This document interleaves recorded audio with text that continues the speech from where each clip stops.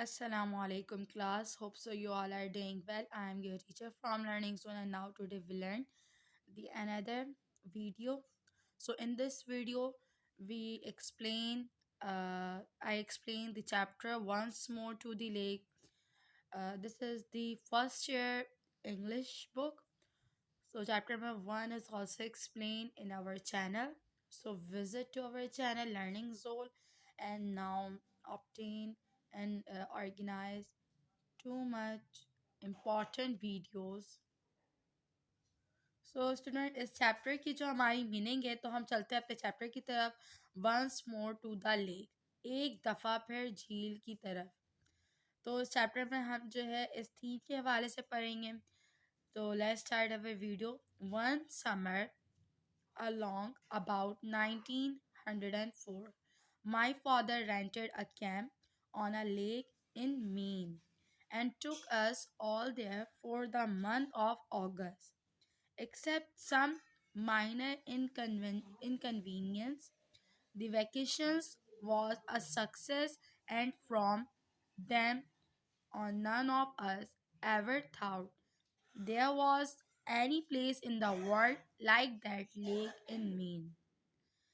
We returned summer after summer, always on August 1st of the month. 1 month.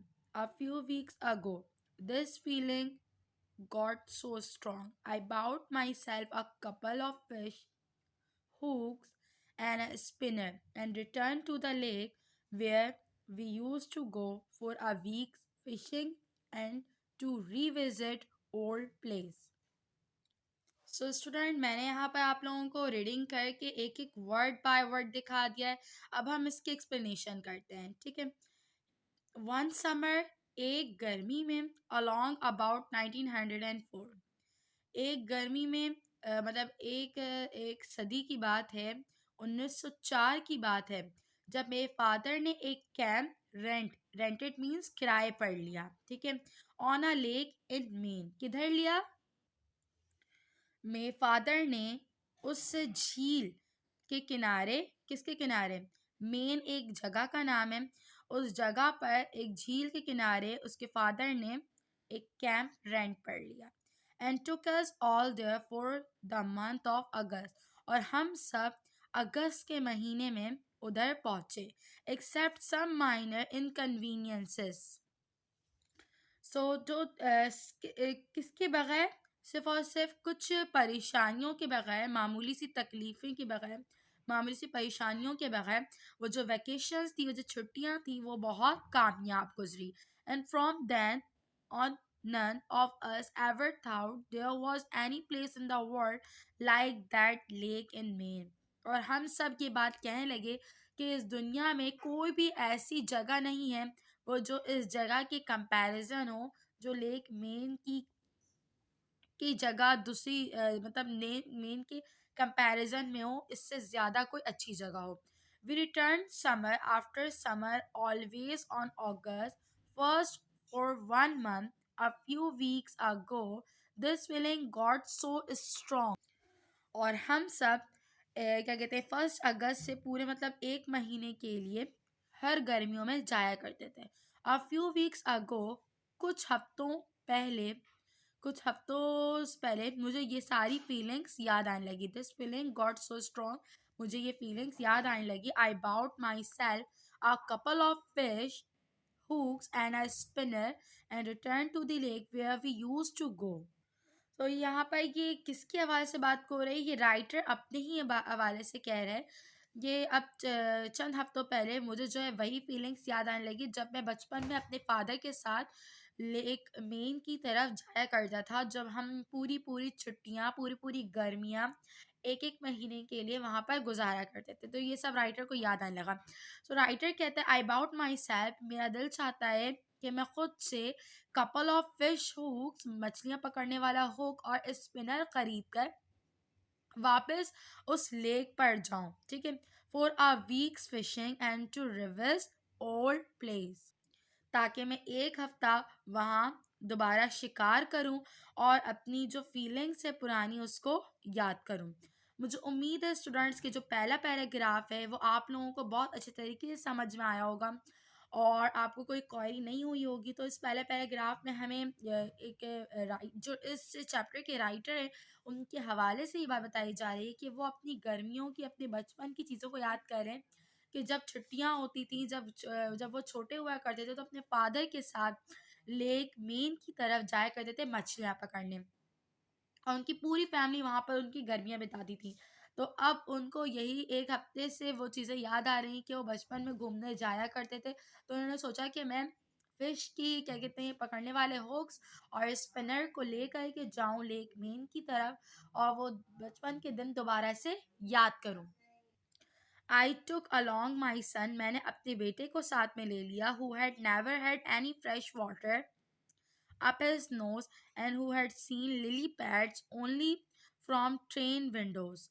On the wonder how time would have made his unique, his beautiful spot, the sheltered bay and streams, the hills that the sun set behind the camps, and the path behind the camp.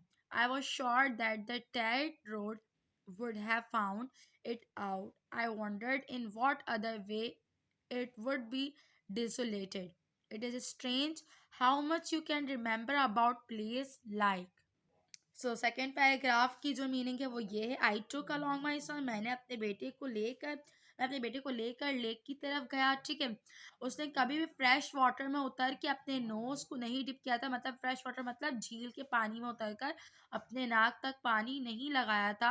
Who had never seen, उसने कभी जो है lily pads को, कवल के पत्तों को नहीं देखा था झील में।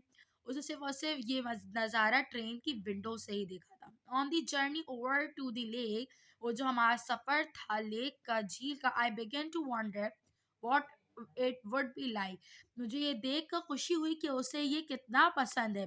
आई wondered how time would have married this unique.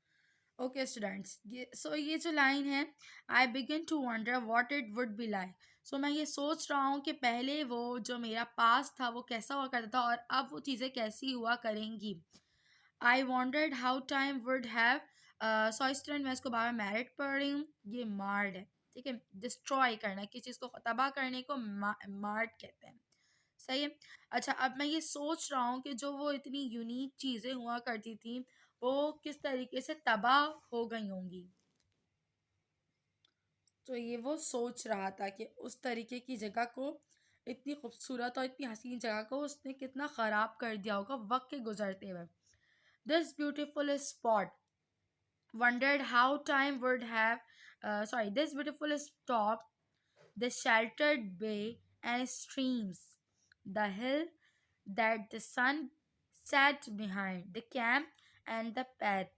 Behind the camp, I was sure that the tired road would have found it out. So start करते हैं। द शेल्टर्ड बे, वो जो सायादार घने जंगलात थे, और स्ट्रीम्स, द हिल्स, वो पहाड़ियाँ, that the sun set behind, और वो जो सूरज गुरूब हुआ करता था, द कैंप्स, वो जो कैंप्स हुआ करते थे और जो रास्ते थे जो कैंप्स के पीछे थे। I was sure that the tad, so इसको यकीन था वो जो टार्ट रोड है वो लाजमी हुआ करेंगी वहाँ पर। ठीक है, I wanted in what other way it would be desolated, और साथ साथ मैंने ये भी सोचा कि शायद वो सड़क अब वीरान हो और वो साथ साथ तबाह हो चुकी हो। इट इज़ स्ट्रेंज, ये बहुत अजनबी सी चीज़ थी। How much you can remember, कि किस तरीके से मुझे ये सब याद है अबाउट प्लेस, मतलब उस जगह के लिए। नेक्स्ट पेज पर आ जाते हैं students. That's once you allow your mind to return into the grooves which lead back. So ये सब चीज़ें, जो पुरानी जो चीज़ें आपको याद हैं, जब वो आपको याद आती हैं तो आप जो है आपका दिल चाहता है कि आप दोबारा से उन्हीं हालात में चले जाएं जो आप पहले सर्व कर चुके हैं। यू रिमेंबर वन थिंग, लेकिन आपको एक चीज़ याद रहती है, and that suddenly remind you of another thing, जैसे ही वो आपको चीज़ याद आती है वैसे ही आपको अचानक से दूसरी चीज़ याद आती है। I guess I remember clearest of all the early mornings, मुझे याद है और मैं ये गैस कर सकता हूँ कि मुझे वो सुबह याद है जो मैंने अपने वालिद के साथ खूबसूरत देखी करती थी। When the lake was cool, जब लेक जो है झील बहुत ठंडा हुआ करता था एंड मोशनलेस और रुका हुआ था। Remembered how the bedroom smell of the lumbar, और फिर जो हमारी बेडरूम से लकड़ियों की खुशबू आ रही करती थी। It was made of and of the wet woods, जो कि बनी हुई थी गीली लकड़ियों से। Who scent enter through the screen, उसकी जो खुशबू थी वो हमें महसूस हुआ करती थी। The partition in the camp were thin and did not extend clear to the top of the room, और जो कैंप का जो क्या कहते हैं जो उसके फादर ने रेंट पर लिया था कैंप, उसका जो दरवाज़ा था वो ज़्यादा क्लियर था, जो ऊपर जो रूम था टॉप वाला वो वहाँ से दिखता था। And as I was always the first up, I would dress softly so as not to wake the other and sneak out in the sweet outdoor and start out in the can, keeping close along the shore in the long shadow of the pines. So student ये जो paragraph है इसमें poet अपनी हवाले से बता रहा है कि वो किस तरीके से पुरानी यादों में गुम हो चुका है कि जब वो बचपन में इधर आया करते थे तो वहाँ पे कैंप से स्मेल आती थी गीली गीली लकड़ियों से बने बिस्तर की। वो सैंड बहुत लोगों को अच्छी लगती थी, और साथ साथ वहाँ पर रूम्स थे, और वहाँ पर क्या कहते हैं सॉफ्ट सॉफ्ट वो लोग ड्रेसिंग करके सुबह उठते थे।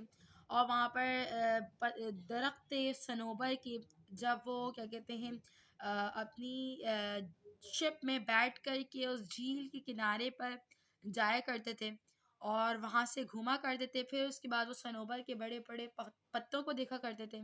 सो मुझे उम्मीद है स्टूडेंट्स के वीडियो बहुत ज़्यादा मे भी लंबी हो जाए।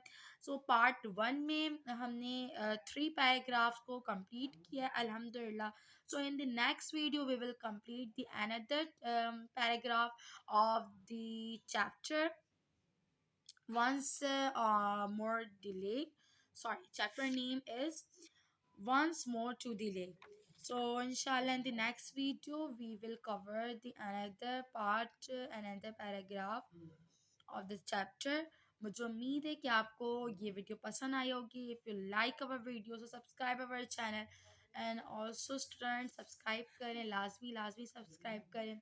अगर आपको कोई चीज़ समझ में ना आए, कोई क्वायरी हो, सो इन केस आप मैसेज कर सकते हैं, आप कमेंट करें, इंशाल्लाह we will reply you soon as possible. आपको आपके रिप्लाई मिल जाएगा। और साथ साथ आपकी वीडियो अगर आप चाहेंगे, अगर आप कोई रिलेटेड वीडियो चाहते हैं या फिर कोई आप किसी क्वेश्चंस का सल्यूशन चाहते हैं तो लाजमी आप कमेंट करें। इंशाल्लाह हम आपकी कमेंट्स के लिए कमेंट्स के साथ साथ कमेंट को देखते हुए वीडियोस को अपलोड करेंगे। इसी तरीके से लर्निंग जोन पर वीडियोस अपलोड की जाती हैं रोज़मर्रा के हिसाब से। कमेंट्स जो कर रहे होते हैं हम उस कमेंट के हिसाब से वीडियोस अपलोड कर रहे होते हैं। बिकॉज अभी सम इश्यूज़ की वजह से हम अपडेटेड नहीं थे, लेकिन इंशाल्लाह आज से हम रोज़ाना अपडेट रहेंगे। सो फिर मिलते हैं अपनी अगली वीडियो में, तब तक के लिए अपना ख्याल रखें, दुआ में याद रखें। अल्लाह हाफ़िज़ स्टूडेंट्स।